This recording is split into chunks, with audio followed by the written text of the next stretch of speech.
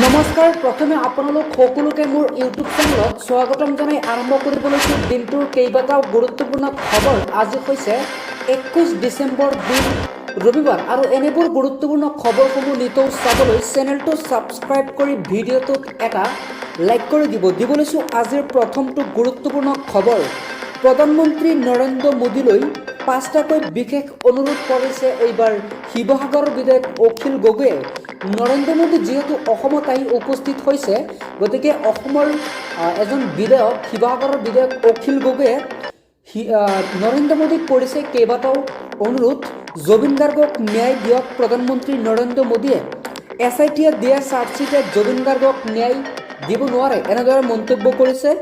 মুখ্যমন্ত্ৰী হিমন্ত বিশ্ব শৰ্মা আৰু ছিংগাপুৰ চৰকাৰৰ সৈতে কথা পাতক, নৰেন্দ্ৰ মোদীক এনেদৰে আহ্বান জনাইছে, অৰ্থাৎ অনুৰোধ কৰিছে। অসমৰ জনতাৰ হিয়াৰ আমোদত জুবিন গাৰ্গক ন্যায় দিয়ক, লগতে 6 জনগোষ্ঠীক জনজাতিকৰণৰ মৰ্যাদা দিয়ক। অসম চুক্তিৰ 6 নং দফা ৰূপায়ণৰ প্ৰতিশ্ৰুতি পূৰণ কৰক, বানমুক্ত অসমৰ প্ৰতিশ্ৰুতি পূৰণ কৰক নৰেন্দ্ৰ মোদী। আপোনাক এনেদৰে অনুৰোধ কৰিছোঁ, আপুনি এইকেইটা কাম কৰি যাওক। যিহেতু আপুনি অসমত আহিছে, গতিকে আপুনি এবাৰ জুবিন গাৰ্গৰ ক্ষেত্ৰলৈ যাওক। প্ৰধানমন্ত্ৰী নৰেন্দ্ৰ মোদীৰ অসম ভ্ৰমণক আদৰণি বিধায়ক অখিল গগৈ। পৰৱৰ্তী খবৰ, এইবাৰ বিতাড়ন নহয়, ভাৰতলৈ প্ৰৱেশ কৰা 2 বাংলাদেশীক গুলীয়াই হত্যা কৰিছে BSF জোৱানে। হয়, আপুনি ঠিকেই শুনিছে, 2জন বাংলাদেশী নাগৰিকে ভাৰতলৈ প্ৰৱেশ কৰাৰ চেষ্টা কৰাত BSF জোৱানে গুলীয়াই হত্যা কৰিছে। বাংলাদেশীক লৈ যিহেতু উত্তপ্ত পৰিস্থিতিৰ সৃষ্টি হৈছে, ভাৰতত প্ৰৱেশ কৰা 2 বাংলাদেশীক গুলীয়াই হত্যা কৰিছে BSF জোৱানে। বাংলাদেশক হিন্দুক আক্ৰমণৰ সময়তে আক্ৰমণাত্মক BSF হৈ উঠিছে। মুজাহিদ মিয়া আৰু আছিকুৰ ৰহমানক গুলীয়াই হত্যা কৰিছিল BSF জোৱানে। বাংলাদেশৰ চিলেটৰ পৰা ভাৰতত প্ৰৱেশ কৰিছিল এই 2 বাংলাদেশীয়ে। গতিকে প্ৰৱেশ কৰাৰ লগতেই যিহেতু BSF জোৱান আছিল, BSF জোৱানে তৎক্ষণাত গুলীয়াই হত্যা কৰিছে আৰু তেওঁ প্ৰেৰণ কৰিছে এই নিতৰ দেশক। বাংলাদেশত হিন্দুক আক্ৰমণৰ সময়তে আক্ৰমণাত্মক হৈ উঠিছে BSF জোৱান। মুজাহিদ মিয়া আৰু আছিকুৰ ৰহমানক ইতিমধ্যে BSFে হত্যা কৰাৰ খবৰ আহি পৰিছে। পৰৱৰ্তী খবৰ, অসমৰ মাটি আৰু মৰমে মোক অহৰহ প্ৰেৰণা যোগাই আহিছে, আৱেগিক হৈ পৰিল এইবাৰ প্ৰধানমন্ত্ৰী নৰেন্দ্ৰ মোদী। যিহেতু নৰেন্দ্ৰ মোদীয়ে 2দিনীয়া কাৰ্যসূচীৰে অসম ভ্ৰমণ কৰিবলৈ আহিছে, গতিকে তেওঁ অসমত আহিয়ে কেইবাটাও মন্তব্য কৰিছে। তেওঁ ক'লে, অসমৰ মাটি আৰু মৰমে মোক আপ্লুত কৰিছে। নতুন বিমানবন্দৰ টাৰ্মিনেল মুকলি কৰি আৱেগিক হৈ পৰিছে ভাৰতৰ প্ৰধানমন্ত্ৰী নৰেন্দ্ৰ মোদীয়ে। অসমত এতিয়া কেৱল বিকাশৰ গংগা বৈছে, অসম কেৱল উন্নয়নৰ পথত গৈছে, এনেদৰে মন্তব্য কৰিছে ভাৰতৰ প্ৰধানমন্ত্ৰী তথা দেশৰ প্ৰধানমন্ত্ৰী নৰেন্দ্ৰ মোদীয়ে। তেওঁ ক'লে, অসমৰ উন্নয়ন দেশৰ ভিতৰতে জিলিকি হৈ উঠিছে, অসমৰ বিকাশ দেশৰ ভিতৰতে হৈ পৰিছে দৃষ্টান্ত, এনেদৰে কেইবাটাও মন্তব্য কৰিছে। নতুন বিমান টাৰ্মিনেল মুকলি কৰি এই মন্তব্য কৰিছে প্ৰধানমন্ত্ৰীয়ে। অসমবাসীৰ বাবে প্ৰধানমন্ত্ৰীয়ে 11টাকৈ বৃহৎ উপহাৰ ঘোষণা কৰিছে। গতিকে কি এই নতুন উপহাৰ, আপোনালোকে ভিডিঅ'টো সম্পূৰ্ণকৈ চাওক আৰু ভিডিঅ'টো এটাকৈ শ্বেয়াৰ কৰি দিয়ক। প্ৰধানমন্ত্ৰী নৰেন্দ্ৰ মোদীয়ে কেইবাটাও উপহাৰ প্ৰদান কৰিব ৰাজ্যবাসীৰ বাবে। এটা ভাল খবৰ, অৰ্থাৎ এটা খুবেই জৰুৰী খবৰ, কিয়নো বিশ্ববাসীৰ বাবে মুকলি হ'ল LGBI বিমানবন্দৰৰ 2টো টাৰ্মিনেল। কাইলৈ অৰ্থাৎ আজি নামৰূপত 12 লাখ মেট্ৰিক টন উৎপাদনক্ষম সাৰ কাৰখানাৰ ভূমি পূজন কৰিব প্ৰধানমন্ত্ৰীগৰাকীয়ে। অসম আন্দোলনৰ জাতীয় বিৰোধী শ্বহীদক জনাব শ্ৰদ্ধাঞ্জলি। কাজিৰঙাত 32 কিলোমিটাৰ দৈৰ্ঘ্যৰ এলিভেটেড কৰিডৰৰ কাম আৰম্ভ কৰিব তেওঁ।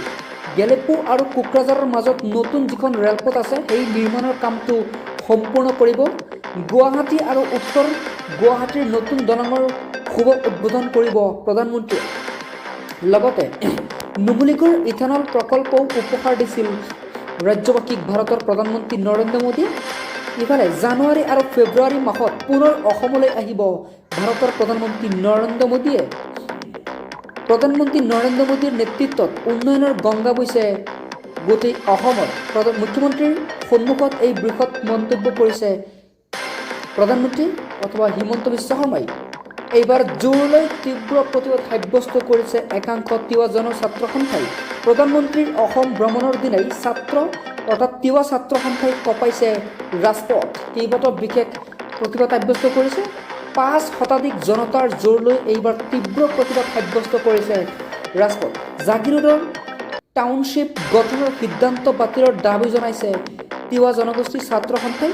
তিৱা সাহিত্য পৰিষদক সংবিধানৰ 6ষ্ঠ অনুসূচিত কাৰ্যসূচীক লৈ ট্ৰাইবেল বেল্টৰ পৰা অবৈধ বেদখলকাৰীক উচ্ছেদৰ দাবী জনাইছে একাংশ তিৱাই। বিশেষ টেট অনুষ্ঠিত কৰি তিৱা ভাষা শিক্ষক নিযুক্তিৰ দাবী জনাইছে তেওঁলোকে। ছেমিকণ্ডাক্টৰত স্থানীয় জনজাতীয় যুৱক যুৱতীক অগ্ৰাধিকাৰৰ দাবী জনাইছে।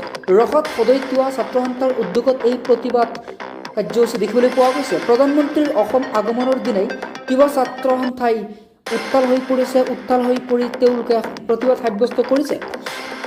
জাগিৰোডৰ টাউনশ্বিপ গঠনৰ সিদ্ধান্ত বাতিলৰ দাবী। পৰৱৰ্তী খবৰ, সোণলৈ উজলিছে এইবাৰ মিয়া সন্তান আৰিয়ান জিছান। হয়, আপুনি ঠিকেই শুনিছে, আৰিয়ান জিছানে নাচৰ বিৰল এটা স্বীকৃতি লাভ কৰিছে।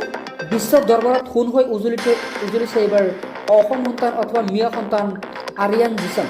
অসম সন্তান আৰিয়ানলৈ নাচাৰ বিৰল স্বীকৃতি দেখিবলৈ পোৱা গৈছে। অসমৰ আৰিয়ানে আৱিষ্কাৰ কৰিলে দুটাকৈ গ্ৰহাণু। হয়, আপুনি ঠিকেই শুনিছে, 2024 BE8 আৰু 2024 BC23 বুলি নামাকৰণ কৰা হৈছে এই দুটা গ্ৰহাণু।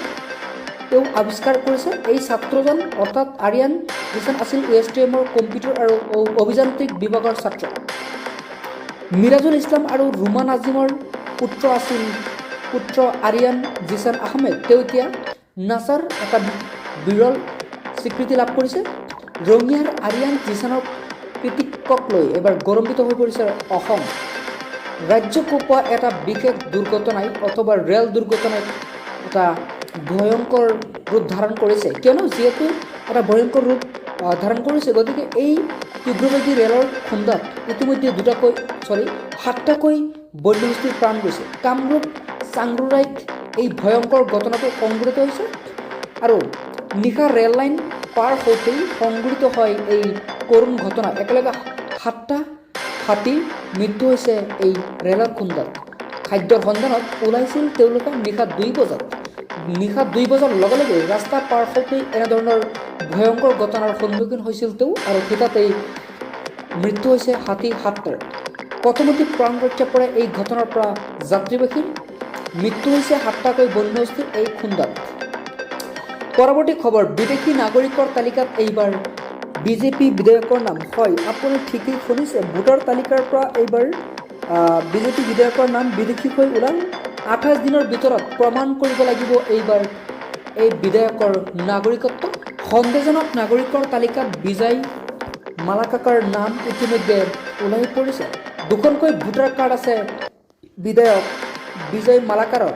গতিকে তেওঁ অতি সোনকালে পিতৃ মাতৃৰ নামো নাই ভোটাৰ তালিকাত। আপোনালোকে গমেই পাইছে, নিজৰ নাম তথা পত্নীৰ নাম, পিতৃ মাতৃৰ নামো নাই তালিকাত। মালাকাৰে দাখিল কৰিব লাগিব নাগৰিকত্বৰ প্ৰমাণ পত্ৰ। মালাকাৰৰ নাগৰিকত্বক লৈ ইতিমধ্যে SCত শুনানি হৈছে।